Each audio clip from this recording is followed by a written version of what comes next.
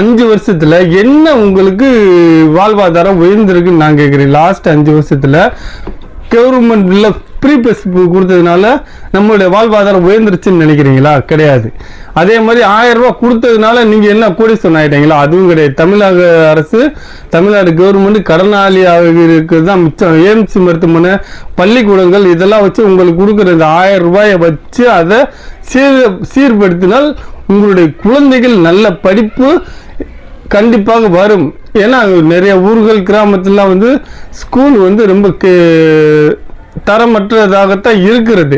அதை வந்து உங்களுக்கு கொடுக்குறாங்க பாரு 1000 ரூபாய். அந்த 1000 ரூபாய் வச்சு அதெல்லாம் டெவலப் பண்ணலாம். நீங்கள் 1000 ரூபாய் வாங்கி பெரிய லெவல்லாம் ஒன்றும் சாதிச்சிட முடியாது. தயவு செய்து அதெல்லாம் நிப்பாட்டுங்க. கவர்மெண்ட் பஸ்ஸு ஃப்ரீ வேணாம், எல்லாத்தையும் நிப்பாட்டு. தமிழக அரசு வந்து ஏழைப்பட்ட மக்கள் வளர்ச்சி, குழந்தைகளை படிக்க வைக்கிறது, ஆஸ்பத்திரிக்கு நல்ல ஒரு தகுதியான டாக்டர்ஸு, நர்ஸு, எனி டைம் மக்களுக்கு வேலை செய்கிறவங்களா பார்த்து போட்டு